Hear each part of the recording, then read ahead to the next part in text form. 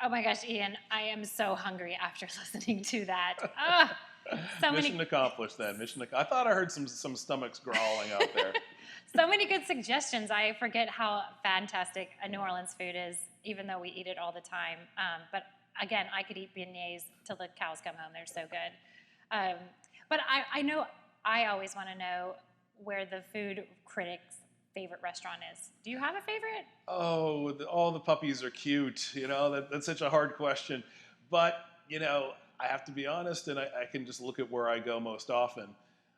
You probably heard me waxing poetic about po' boys and the crisp bread and all the fillings, the fried seafood and the roast beef and the gravy.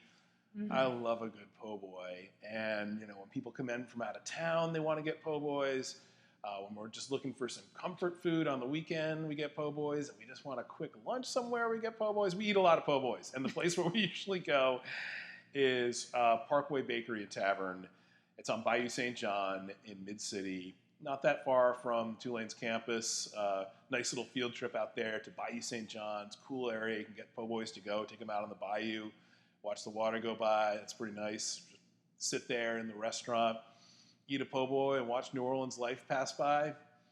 It's a happy place for me. Yeah. It's the little things in life. I'm a That's huge. right. I'm like anything with like a piece of fried seafood on fresh bread. I think is like heavenly. And what I love about po' boy shops is you see all walks of life. It's very accessible. Everyone loves po' boys, and there's so many different kinds of po' boys, from seafood to meat to vegetarian ones, that you can find a po' boy for anybody. Now, if you're not into bread, that might be a deal breaker. But I have seen some people who just get the fillings for po' boys without the bread. That's actually happened before.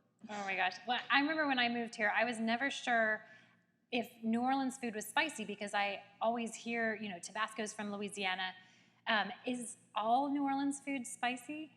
That is one of the just enduring myths of New Orleans food, and it's not true.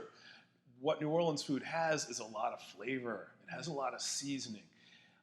It's well seasoned, but more often that's coming from a deep down flavor, a blend of seasonings. It's not, bam, jalapenos right upside your face kind of thing.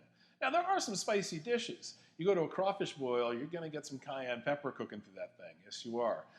Most New Orleans restaurants, you're going to have Tabasco, if not on the table, then somewhere nearby. Crystal hot sauce, lots of different hot sauces. We do love our flavor. We do love spicy hot flavor too. But the dishes don't start out that way. Your gumbos, your etouffees, they're starting with that, we call it the Trinity. That's just a blend of humble vegetables, green peppers, celery, garlic, onions. And you put all that together, you cook it down, you add more seasonings. That's your base of flavor. So, short answer is no. Don't be afraid of spicy food in New Orleans. You can get some pepper on your palate for sure, but it doesn't start out spicy. I know I learned quickly the difference between Crystal and Tabasco. Tabasco, you don't put as much on as you do Crystal. Correct. Yes, it's like the Coke Pepsi challenge, right? Everyone's one or the other. So I know one thing that people always get confused about is the difference between Cajun and Creole food. Can you shed some light on that? Oh yeah, sure.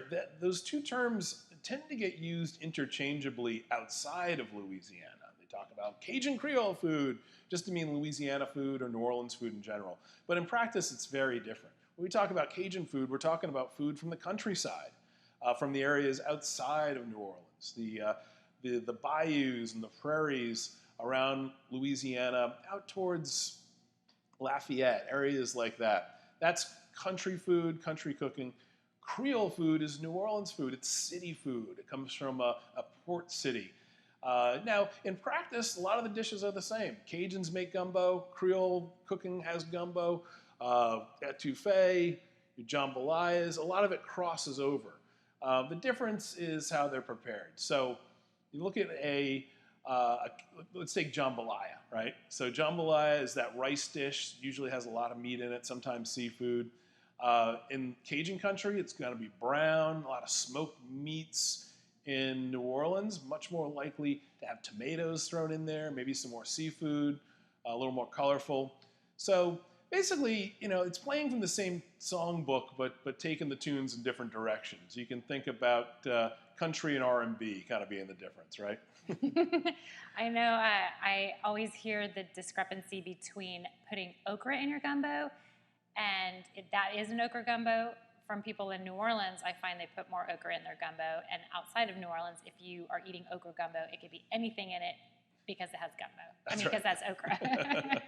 Nowhere in the world that I've found does okra more justice than Louisiana. I mean, this is a controversial ingredient in some other places, but New Orleans cooks know how to handle it and can make it pretty delicious. One of my favorites as well.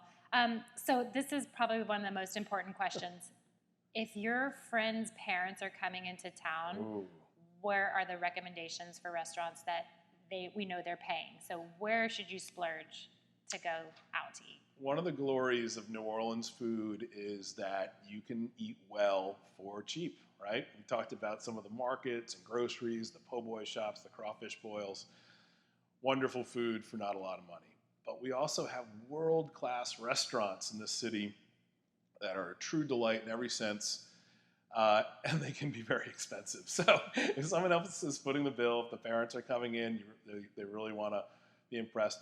A couple places that come to mind, Commander's Palace. Mm-hmm. This is a landmark restaurant in the Garden District. Just going there is an adventure. It's next to a historic cemetery. You walk in, it's the big show, right? Every part of this is going to be memorable. The service, the desserts, the dishes are elaborate. The setting is fun and festive. It's upscale, but because it's New Orleans, it's still a lot of fun. Another one I would say is Emeril's. Any of the restaurants that Emeril has in New Orleans, Emeril Lagasse, the great famous chef who made celebrity chefs into even bigger celebrity chefs. He got his start in New Orleans. He still has restaurants here, and it's one of those places where anyone you take to these restaurants is going to talk about them for a long time to come. And that's part of the fun of a big deal dinner, right? Commanders, at an Emeril restaurant. The people who go there, they're going to be talking about that meal when they go home. Great advice. Two of my favorites as well, too. So going on the kind of opposite of what New Orleans food feels like to some people, where do you find good vegetarian or vegan food? Oh, that's a great question. A couple years ago, not that long ago really, it was pretty hard to find vegetarian food in New Orleans. When people talked about vegetarian food, guess what they meant? Seafood, literally. I mean, you could ask for, hey, do you have any vegetarian dishes? And people will be telling you about the catfish and the oysters. Yep. Yeah, well, times have changed, tastes have changed, trends have changed. New generations are in charge of some of these restaurants. And there's a lot more of that around. There's a lot more vegetarian food, a lot more vegan food. There's a lot of restaurants now that specialize in exclusively vegetarian or vegan food, but also at restaurants that serve, shall we say, a omnivorous menu. It's a lot more readily accessible. You'll find vegan and vegetarian dishes worked into the menus at plenty of places. So, even some New Orleans classics can easily be vegetarian or vegan. Gumbo, we talked about, red beans and rice. There's vegetarian po' boys out there, sometimes made with tofu, sometimes made with just tomatoes and fresh mozzarella, stuff like that. So it's a creative take on New Orleans classics for the times. And listen, I've had folks who a couple years ago really challenged to find things to eat according to their diet in this town. Now, no problem at all. It's wide open. I always find that vegetarian food is readily available at a lot of the Vietnamese places that you had also mentioned as well, too, which is great. And then I know you hit on a few spots that were around campus, but do you have any other favorites around campus? I know it's easily accessible that we can share. Oh, yeah. Where Tulane is situated, it's the great part about that part of town is it's a cross-section of different neighborhoods. So there's a lot of great restaurants in that area that are easy to walk or bike to even. Let's start with a classic, the Camellia Grill. This is a landmark diner right there on Carrollton Avenue.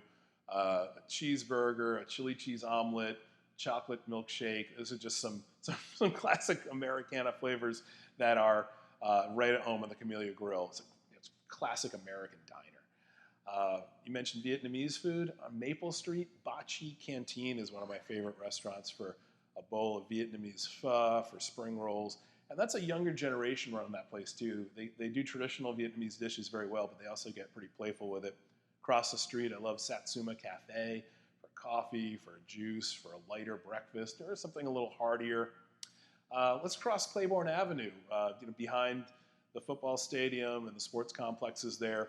You're going to find Mid-City Pizza, which I think is one of the best New York-style pizzas you're going to find in New Orleans. Ted's Frost Stop is next door, another fun burger place. Kind of like a throwback vintage burger joint kind of vibe there. Felipe's is a taqueria. It's real fun, kind of quick, fast, casual right there. And you've got Moe's Barbecue for good smoky barbecue right up the street. Some great coffee shops around there too. That's a fun cluster right there. Oh, and again, if somebody's coming from out of town, if someone else is footing the bill, you check out Vincent's. It's a classic New Orleans Italian restaurant on St. Charles Avenue, really close to campus. And I love Jamila's, which is a North African restaurant on Maple Street. Again, more of a bistro, a real family-run, family-friendly kind of place, real interesting place to explore. Wonderful. I've got our bellies all ready to consume some delicious New Orleans food.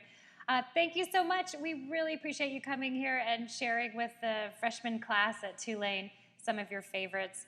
And I'm sure we'll be racing to get some gumbo here soon. Thank you again so much, Ian McNulty. We really appreciate it. And we'll see you in many locations on TV or your podcast as well, too. You'll find me in my favorite place, at the table.